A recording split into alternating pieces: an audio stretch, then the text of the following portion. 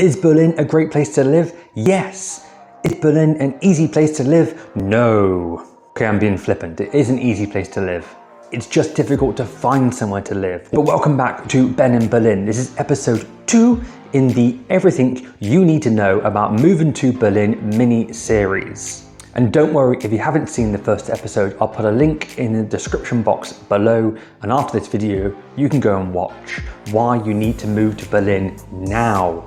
Now in this video we'll run through how to find a place to live in Berlin, which is notoriously difficult. 1. I'll explain the renting system in Berlin and share some tips along the way that might help you find a place to rent in Berlin. And at the end of the video, I'll also share with you a really big tip if you are completely stuck with the ANMELDUNG and registering an address to live in Berlin. 2. A brief history of why it's just a bit difficult to rent in Berlin these days. And we'll start with that one first because Berlin's history defines its housing system today. If you already know about Berlin's housing situation or simply just don't have the time to watch that right now, if you skip to around 8 minutes 10, you can go straight to the part where we talk about how to find a place to live in Berlin.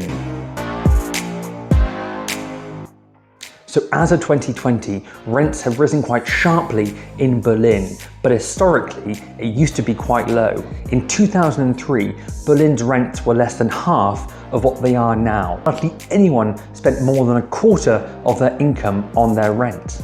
Berlin's rents are rising faster than anywhere else in the world. From 2017 to 2018, they rose 21%.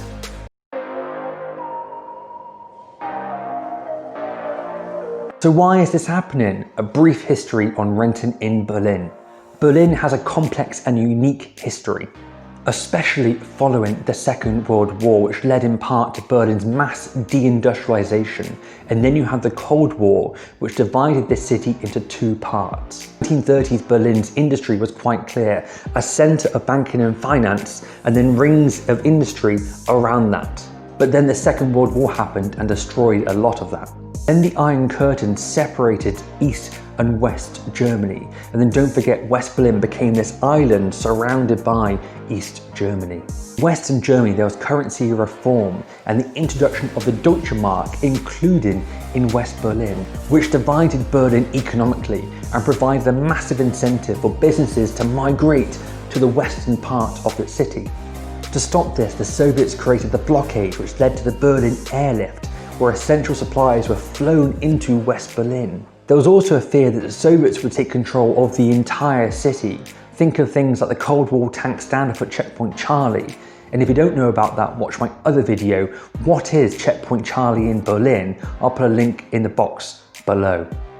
So there was a fear, and for business owners, this meant a looming fear that their business would be taken over by the state. So for entrepreneurs, this was a big no-no. So they left Berlin. The big companies like Deutsche Bank packed up and moved their headquarters out into the western part of Germany. Then also Allianz, Siemens, who actually employed 50,000 people in Berlin at the time. The biggest airport in Germany moved out to Frankfurt and took Lufthansa with it. And many smaller businesses moved out of Berlin as well.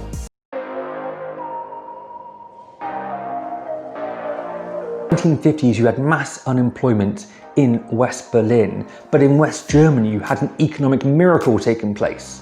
And from then until the fall of the war in 1989, if you had your business in West Berlin or set up shop in West Berlin, you got all sorts of incentives from the government. Export subsidies, tax exemptions, anything they could to make you keep your business in West Berlin. Then the war fell and everyone expected there to be a massive economic boom in West Berlin.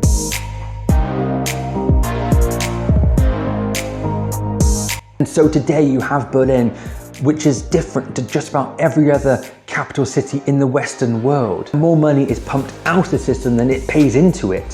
Those businesses that left West Berlin didn't want to come back because they had pumped money into wherever they had moved to. And then the world of work was changing. Technology was taken over and the computer age was beginning. You didn't need a central location to deliver goods like you had before. So with the economy stuck in such a unique rut for so long, the housing prices remained uniquely low as well. There was little incentive to build and invest in a city that was economically doing so badly, which is precisely what made it so attractive in the first place. But now today, Berlin has been attractive for some time and is fertile for investors. The economy is finally beginning to recover.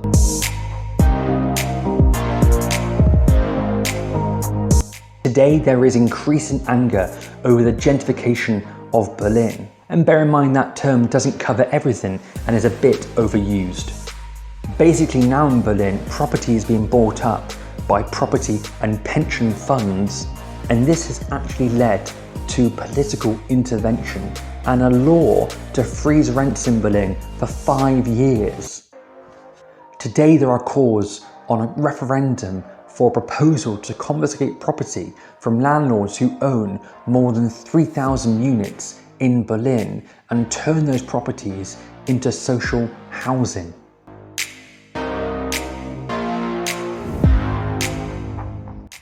And all of this has led to protests. For example, at the start of August 2020, a bar called Syndicate, with a left-wing following as the media told it, was seized by court officials after a bitter and lengthy eviction process. The bar's supporters, who tried to save their favourite drinking spot, found out information gathered from the Panama Papers 2016 data leak. Yeah, this is getting into some secret spy shiz territory.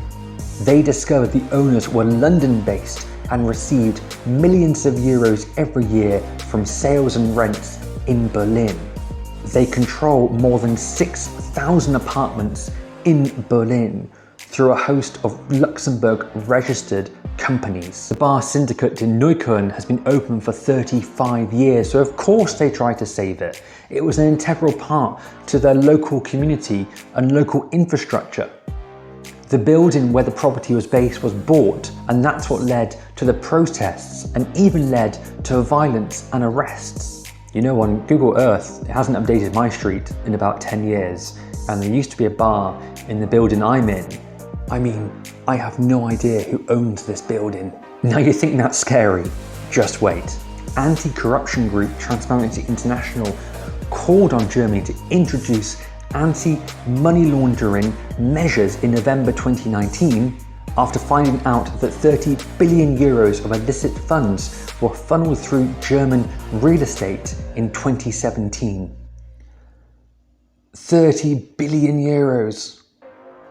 Criminal networks had managed to exploit legal loopholes to launder money through Germany's real estate. 15 to 30% of all proceeds from criminal activities are invested in real estate, whether buying, renovating, selling, renting. Right, so now you know why there is such a shitstorm in Berlin when it comes to renting in this city.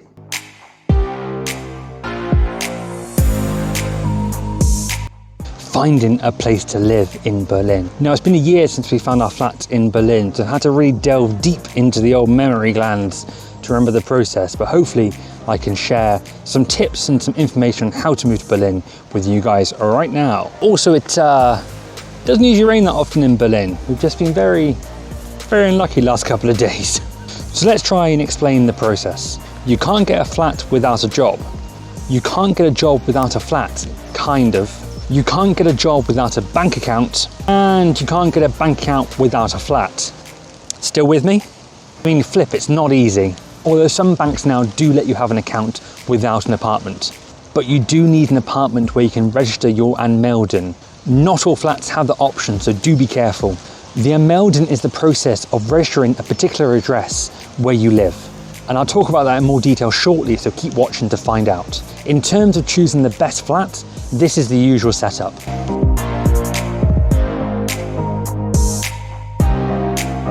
Searching for an apartment. So number one, if you know anyone, use your connections. Landlords will want to rent to people they trust. And therefore, if you know anyone in Berlin, just ask them. The worst they can say is 9. Number two, most people search online. And the best websites we've used and are the most popular are eBay Kleinanzeigen, the most popular classified ad site in Germany, Immobilien Scout 24, the biggest apartment listing site in Germany. So those are the two big ones you should check. I'll put the link below. There are lots of websites and Facebook groups you can use, but do be careful with the other methods because sometimes they can be dodgy and sometimes there can be scams. But that's the same for everywhere when you're trying to find a place to rent.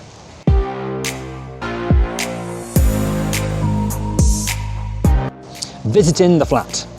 So the way it worked pre-COVID-19 is that you find someone you like online and you then ask the estate agent, when can you come and view the flat? You'll be given a time like 11 AM on a Tuesday, and then you've got to do your very best to try and get there, probably with a few other people. That may have changed slightly with the pandemic, so just double check the process. Sometimes a flat will have an open time, say 3 PM on a Saturday. You'll turn up there with over half of Berlin also wanting to view the flat. It's madness, but it gives you some idea of just what Berlin's rental situation is like at the moment.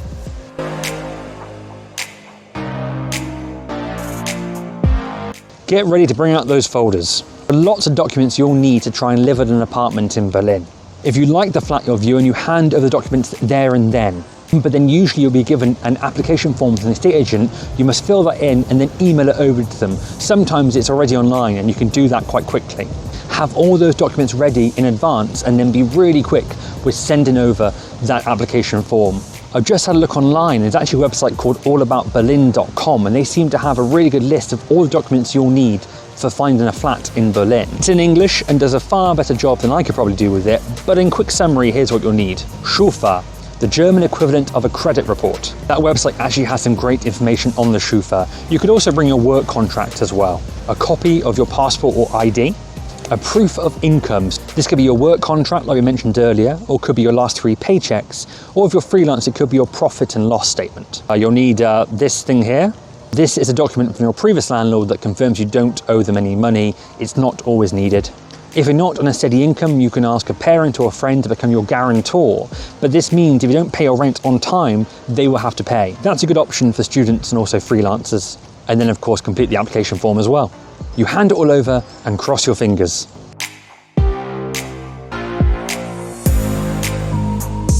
So some tips on that process. It will take time. It took us 4 months to find an apartment in Berlin, and that's apparently quite quick. It can take some people years.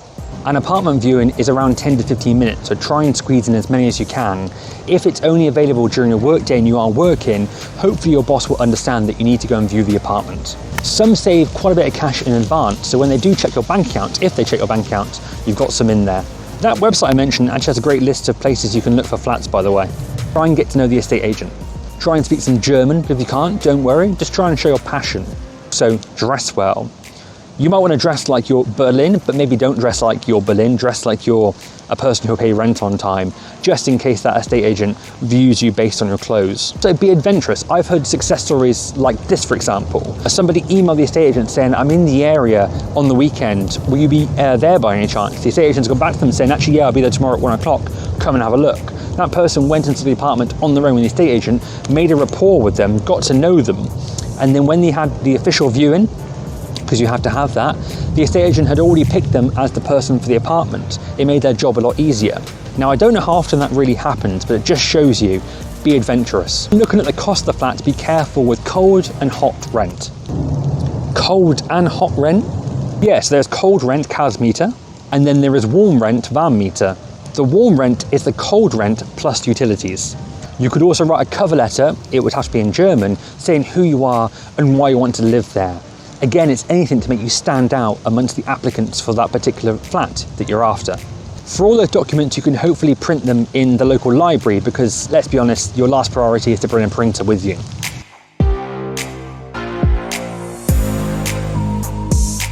The ANMELDUNG.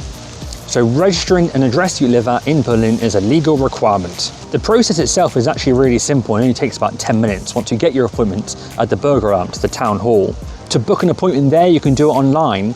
You might not get it for a few months and it might be the other side of town, but that's completely normal. At least you can prove to anyone that you have got your ANMELDUNG appointment booked in the system. I think that website used to refresh very early in the morning, so make sure you go on there, keep clicking refresh, and hopefully an appointment will come up. And as I say, don't worry if it's completely the other side of town. Just go over there when you have your appointment and get it all sorted. Once you get your ANMELDUNG, more doors will open to you. You can get a bank account, an internet connection, and register at a gym. And also, most importantly, you can get a visa, a work visa or a study visa. And I presume in the post-Brexit world, that will be important for you Brits. You'll also get your German tax ID. That's essential for when you get your job, because then you'll be taxed at the right level. If you haven't got it, you could be taxed in a higher bracket, and that's not cool. Also, when you get your ANMELDUNG, make sure you have a document signed by your landlord or the lead tenant if they're allowed to sign it.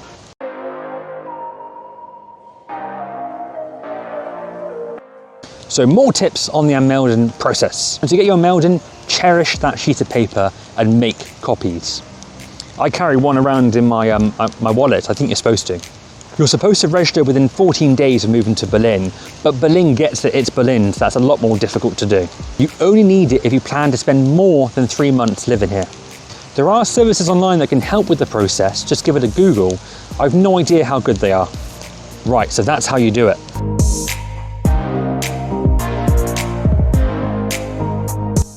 But if you're struggling to do this, and a lot of people are, it is difficult. Here's what you could also do apparently. You register that you live at a mate's place. If they own the flat, perfect. If they don't own it, if the landlord finds out, they could kick him out. So it is risky, but you're basically saying that you live somewhere else. You might be staying in a hostel, an Airbnb apartment, on a mate's couch. But the big problem with this is that your name is not on the postbox. In most places, the postbox is done by surname. So if you're not on that postbox, you won't receive those needed documents for the process. You could add your name on, just put a sticker on the postbox. It's a little bit risky if their landlord finds out, but it's up to your mate, I guess. Once you do find your flat, you just change the address and get a new ANMELDUNG. Simple. When we moved to Berlin, we sub-rented a flat whilst we looked for our main apartment to live in. Right, so there we go, folks. Episode 2 in the mini-series, everything you need to know about moving to Berlin. I think a storm is coming. That's why I've gone slightly louder. I hope you found this interesting. If you want to show some love, give it a like. Comment with your thoughts on finding a place to live in Berlin. And finally, but most importantly, if you're new here, subscribe to be part of the Ben in Berlin gang. Cheers.